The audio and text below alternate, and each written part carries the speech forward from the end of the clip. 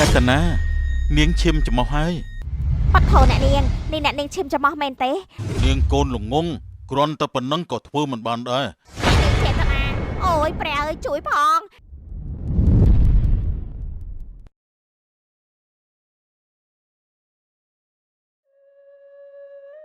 វេលាថ្ងៃត្រង់ក្តៅហួតហែងស្ងប់ខ្យល់ជាខ្លាំង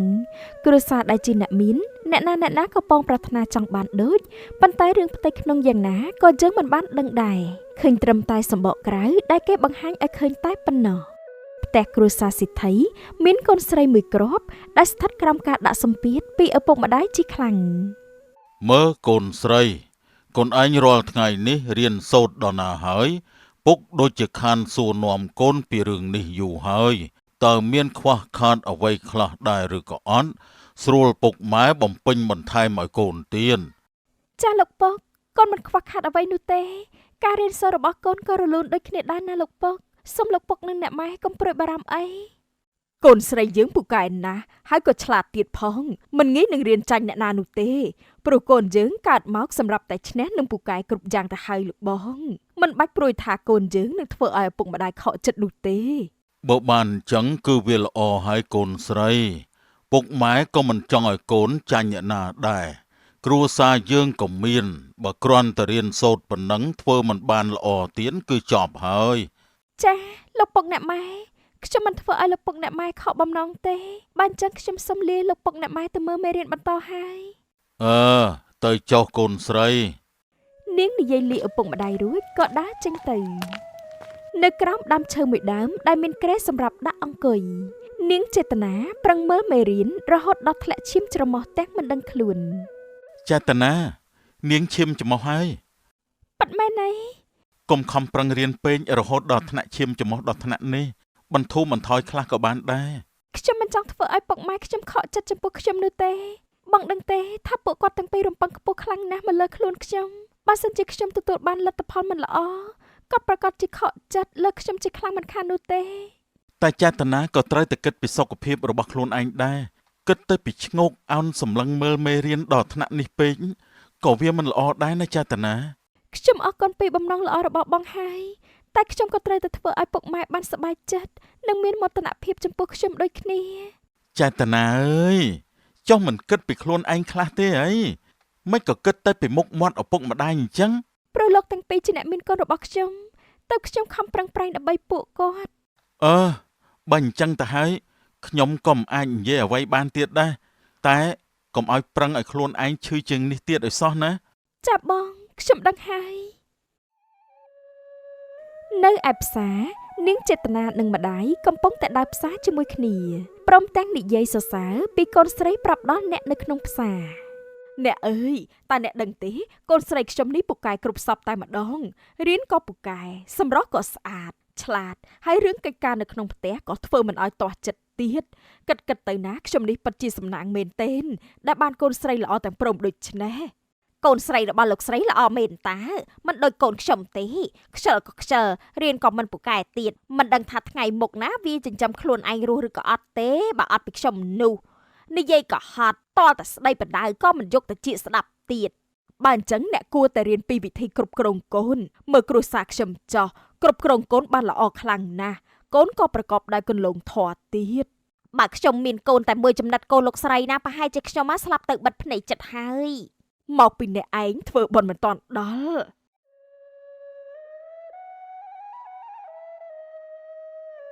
នេះពេលយប់ពេលពិសាបាយខំហូបឲ្យច្រើនទៅកូននឹងមានកម្លាំងហើយក៏នឹងប្រឹងរៀនសូត្រឲ្យបានលេខ1រាល់ខែណាកូនស្រីគ្រួសារយើងមានតែកូនស្រីតែមួយទេមានតែពឹងពាក់លើកូនស្រីនេះហើយបញ្ញាប់ហូបឲ្យលឿនទៅកូននឹងអាចបានឆាប់ទៅមើលមេរៀនទៀតខ្ញុំហូបឆ្អែតហើយលោកពុកអ្នកម៉ែបានចឹងខ្ញុំសុំទៅបន្ទប់ដេកខ្ញុំសិនហើយទៅចុះកូនប្រឹងរៀនណាកូននាងចេតនាចូលដល់នៅក្នុងបន្ទប់ដេកភ្លាមក៏ទីសិភៅមកមើលមេរៀនព្រោះតែមិនចង់ឲ្យឪពុកម្ដាយខកចិត្តប៉ុន្តែក្នុងកំឡុងពេលដែលនាងកំពុងតែរៀននោះឈាមក៏ហូរចេញពីច្រមុះទៀតហើយ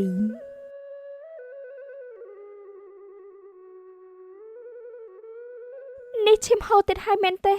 ខ្ញុំ ខ្ញុំគ្រាន់តែអង្គុយរៀនតែស្ងៀមសោះក៏នៅណៃដល់ថ្នាក់នឹងផងមែនទេខណៈនោះដែរអ្នកបម្រើរបស់នាងក៏បានចូលមកដល់ប៉ាត់ធោអ្នកនាងនេះអ្នកនាងឈាមច្រមុះមែនទេហើយមិនបានទេខ្ញុំនឹងទៅប្រាប់លោកសេដ្ឋីនិងលោកស្រីសិនកុំប្រាប់ពួកគាត់អីបងសុំខ្ញុំមិនចង់ឲ្យពុកនិងម៉ែបារម្ភពីខ្ញុំនោះទេខ្ញុំចង់រៀនបន្តណាបងសុំបងកុំលោឡាអីប៉ុន្តែអ្នកនាងកំពុងតែហូរឈាមច្រមុះបាននៅតែប្រឹងទៀនអានប្រយ័ត្នឈាមហូរអស់ไปខ្លួនទៅវាមិនដល់ថ្នាក់នឹងពេកទេបងសុំកុំចេះតែនិយាយទៅមើលនេះខ្ញុំគ្រាន់តែហូរឈាមច្រមុះធម្មតាមិនបានកើតអ្វីធ្ងន់ធ្ងរផងនឹងបងកុំចូលទៅប្រាប់ពុកម៉ែលើទេចាអ្នកនាងខ្ញុំនឹងបិទមាត់ឲ្យចាត់ថ្ងៃបន្ទាប់ពេលថ្ងៃត្រង់នៅសាលារៀនថ្នាក់ទី12ចេតនាយ៉ាងម៉េចហើយនឹងកូនមិនអីទេមែនទេបើឯងមិនស្រួលខ្លួនអាចត្រឡប់ទៅផ្ទះវិញបានហើយហុចกระดาษប្រឡងឲ្យអ្នកគ្រូមកមិនអីទេអ្នកគ្រូខ្ញុំអាចបង្ហាញកិច្ចការនេះបានអ្នកគ្រូកុំបារម្ភអីតែបន្តិចទៀតគឺខ្ញុំធ្វើរួចហើយលុះពេលប្រឡងរួចរាល់ចេតនាតោះយើងទៅផ្ទះបានហើយខ្ញុំចង់នៅមើលមេរៀននៅសាលាបន្តិចទៀតសិនបងទៅផ្ទះមុនចុះប្រឹងអីក៏ប្រឹងយ៉ាងនេះចេតនាពួកយើងប្រឡងរួចហើយតាតលតែថ្ងៃស្អែកទៅប្រឡងទៀតអញ្ចឹងគឺមានតែសម្រាប់ឲ្យខួរក្បាលវាស្រឡះបន្តិចសិនទេខ្ញុំក៏ចង់សម្រាប់ដែរប៉ុន្តែខ្ញុំសម្រាប់មិនបានដល់ផ្ទះក៏គ្មានអ្វីដែលត្រូវធ្វើពុកម៉ែក៏មានតែដេញឲ្យមើលសិភៅមើលមេរៀនតែប៉ុណ្្នឹងឯងវាគ្មានអ្វីក្រៅពីនឹងនោះទេបងចេតនាខ្ញុំអាណិតនាងណាស់មិនដឹងថារងសម្ពាធផ្លូវចិត្តយ៉ាងម៉េចនោះទេតែនាងក៏គួរតែប្រាប់ពួកគាត់ដូចគ្នាដែរថាពេលណាត្រូវរៀនឬពេលណាដែលនាងត្រូវសម្រាកផងមិនមែនប្រឹងតែរៀនហើយធ្វើឲ្យខ្លួននាងលំបាកនោះទេនេះជាបំណងរបស់ពួកគាត់ដែលចង់ឃើញខ្ញុំខំប្រឹងរៀន7ថ្ងៃក្រោយមកនាងកូនល្ងងគ្រាន់តែប៉ុណ្ណឹងក៏ធ្វើមិនបានដែររៀនបង្ហិនទៅលុយឪពុកម្ដាយតែរៀនចាញ់កូនគេអ្នកខ្សត់ទៀតម៉ែឪខំប្រឹងរាល់ថ្ងៃក៏ព្រោះតែចង់ឲ្យកូនបានរៀនសូត្រពូកែមានចំណេះដឹងតែប៉ុណ្ណឹងនាងកូនឯនេះក៏ភ្លឺយ៉ាងនេះ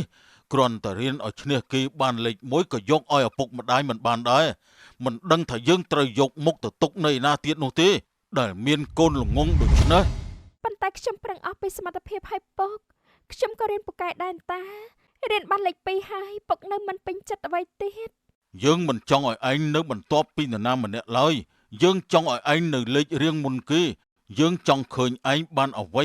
ដែលល្អដូចលុយកាក់ដែលយើងផ្គត់ផ្គង់ឲ្យឯងរៀនរាល់ថ្ងៃនេះប៉ុណ្ណឹងវាធ្ងន់ធ្ងរខ្លាំងណាស់មែនទេនាងចេតនាពុកវាកុំបន្ទោសកូនពេកអីកូនយើងវាប្រឹងហើយក៏ចាត់ទុកថាពូកែដូចគ្នាដែលរៀនបានលេខប៉ុណ្ណឹងពុកវាឯងកុំធ្វើឲ្យកូនរងសម្ពាធពេកបានទេរងសម្ពាធមែនទេឈួតឬក៏យ៉ាងម៉េចទើបអាយុប៉ុណ្ណឹងមកចេះរងសម្ពាធស្អីចុះខ្ញុំនេះអ្នករកស៊ីចិញ្ចឹមវាមិនរងសម្ពាធទេអី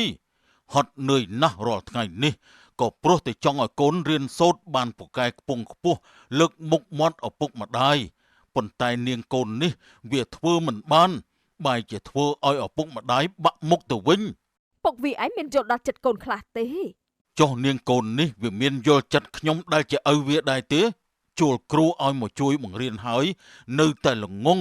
រៀនមិនឈ្នះគេចាញ់អាក្មេងម្នាក់នោះទៀតបើខ្ញុំធ្វើឲ្យលោកពុកបាក់មុខលោកពុកនឹងស្អប់ខ្ញុំកាត់កាល់ខ្ញុំចោលមែនទេកុំតមាត់ជាមួយយើងដែលជាឪឲ្យសោះតួនាទីរបស់ឯងខំប្រឹងទៅរៀនមួយមុខដណ្ដើមយកលេខរៀងមុនគេឲ្យបានបើសិនជាឯងនៅតែរៀនអន់បែបនេះទៀត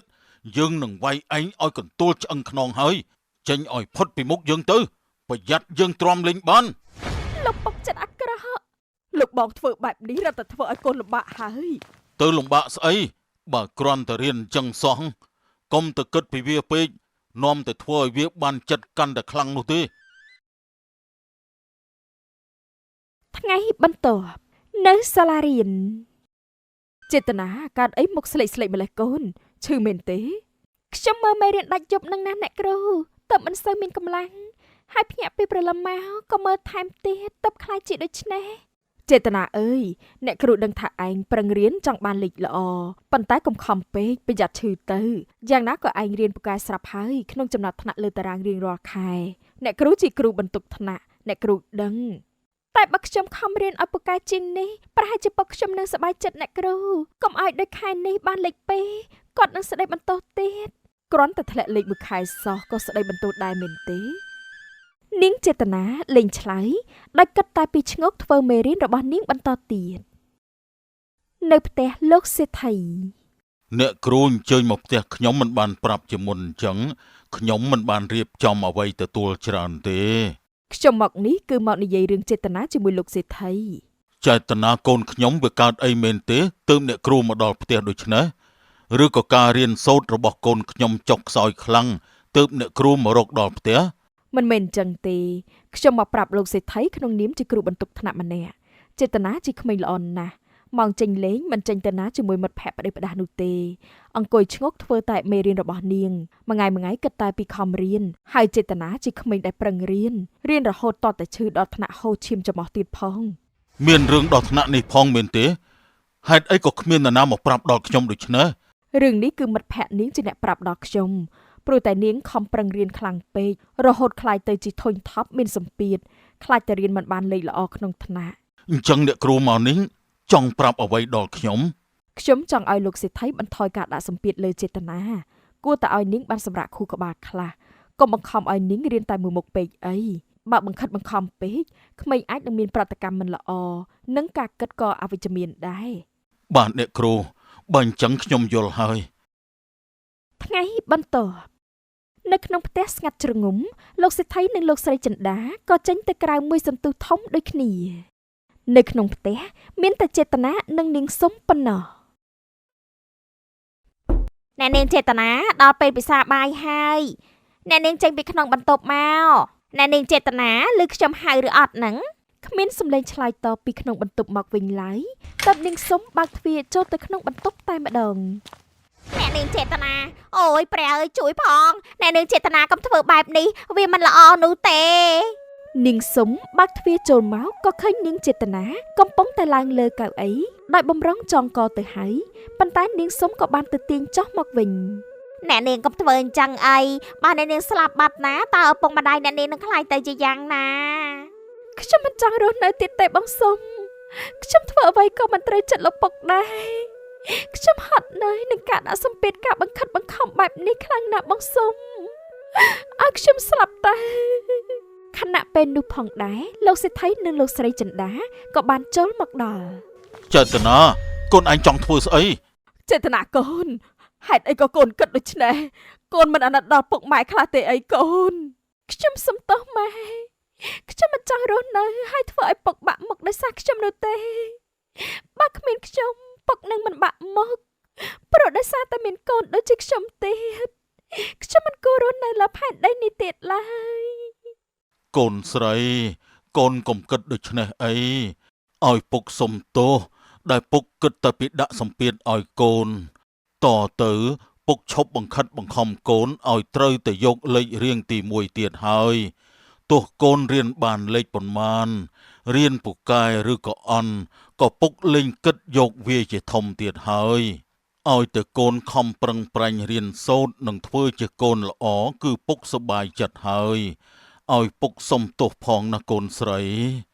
ខ្ញុំសុំទោសពុកម៉ែដែលគិតអវិជ្ជមានដូចនេះខ្ញុំនឹងមិនគិតរឿងអវិជ្ជមានដូចនេះទៀតទេបើអញ្ចឹងល្អហើយកូនកុំគិតខ្លីទៀតចាស់ម៉ែឪពុកចេតនាបិទតែធ្វើឲ្យបាត់បង់កូនស្រីដោយសារតែកំហុសរបស់ខ្លួនដែលបានបង្ខិតបង្ខំដាក់សម្ពាធលើកូនស្រីខ្លាំងពេកព្រោះចង់ឲ្យកូនឈរនៅលេខរៀងទី1ប្រសិនបើមិនបានហាមឃាត់និងគិតយល់ម្ដងទៀតអាចនឹងធ្វើឲ្យបាត់បង់កូនជាទីស្រឡាញ់ទៅជារៀងរហូត